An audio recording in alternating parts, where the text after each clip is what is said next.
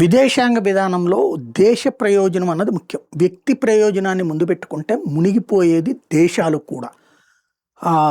హసీనా తన వ్యక్తిగత ప్రయోజనాన్ని ఆశించి తన వారసత్వం కోసం అని చెప్పేసి భారత్ని పక్కన పెట్టి చైనాతో స్నేహం పెట్టుకుంది షేక్ హసీనా. పర్యవసానం అమెరికా బంగ్లాదేశ్కి యూనస్ని పంపించింది. ఆవిడ పారిపోయి ఇక్కడికి వచ్చి దాక్కోవాల్సి వచ్చింది తన వ్యక్తిగత ప్రయోజనం. అదే దేశ ప్రయోజనాలకైతే దేశ ప్రజలందరూ తోడు నిలబడేవాళ్ళు. భారతదేశంలో మోడీని దెబ్బకొట్టడానికి చూస్తే దేశమంతా యావత్తు నిలబడింది కదా ఆయన వెనకాల. అలాగే ఇది ఎందుకు చెప్పాల్సి వస్తుందంటే పాకిస్తాన్ సైనిక చీఫ్కి వాళ్ళ కుటుంబం అమెరికాలో సెటిల్ అవ్వాలి, తను సంపాదించుకున్న ఆస్తులతో దర్జాగా బతకాలి వానప్రస్థంలో అనుకుంటున్నాడు. అందుకోసం కుటుంబాన్ని తీసుకెళ్ళి అమెరికాలో సెటిల్ చేయడం కోసం ట్రంప్ అడగగానే అన్నాడు, అన్నిటికీ అన్నాడు. ఆ పాకిస్తాన్లో ఉన్నటువంటి రేర్ ఎర్త్ మినరల్స్ కాంట్రాక్టు వాళ్ళదే, అట్లాగే అక్కడ ఈ మైనింగు వాళ్ళదే, అమెరికా వాళ్ళదే.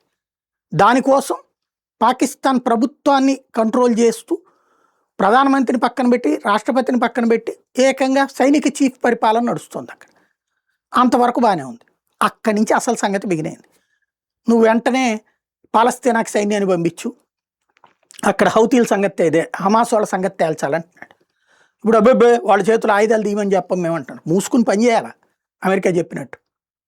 అట్లాగే ఇప్పుడు యెమెన్ సౌదీ అరేబియా వాళ్ళతో ఒక ఒప్పందం చేసుకున్నారు. దాని ప్రకారం సౌదీ అరేబియాని దెబ్బకొట్టే యెమెన్లో ఉన్నటువంటి హౌతీ తీవ్రవాదుల మీద వీళ్ళు వెళ్ళి దాడి చేయాలి. అక్కడ హౌతీలు ముస్లింలే, వీళ్ళు ముస్లింలే, ఇదొక గొడవ. ఇంకోటి దుబాయ్కి సౌదీ అరేబియాకి గొడవ ఉంది. అక్కడ దుబాయ్ ఒక గ్రూపుని ప్రోత్సహిస్తుంది, సౌదీ అరేబియా గ్రూపుని ప్రోత్సహిస్తుంది. మొన్న సౌదీ అరేబియా వాళ్ళు వెళ్ళి సౌదీ అరేబియా గ్రూపు వెళ్ళి దుబాయ్ వాళ్ళ మీద దాడి చేస్తుంది, దుబాయ్ వాళ్ళు వెళ్ళి సౌదీ అరేబియా గ్రూప్ మీద దాడి, వాళ్ళిద్దరు కొట్టుకుంటున్నారు. ఇప్పుడు వాళ్ళిద్దరిలో ఒకళ్ళకి చెప్తే ఇంకొకళ్ళకి వ్యతిరేకం వీళ్ళు. ఇంకో పక్కన వీళ్ళు వెళ్ళి అక్కడ తోటి మతస్థుల్ని చంపాలి హౌతీ తీవ్రవాదులు. ఈ హౌతీ తీవ్రవాదులు ఇరాన్కి ఫ్రెండ్, ఇరాన్ పాకిస్తాన్కి ఫ్రెండ్, పాకిస్తాన్ సైనిక చీఫ్ ఇరాన్ సైనిక చీఫ్ ఫ్రెండ్స్. ఇక్కడ సౌదీ అరేబియా మాట వినాలా, ఇరాన్ మాట వినాలా, ఇదొక కన్ఫ్యూజన్.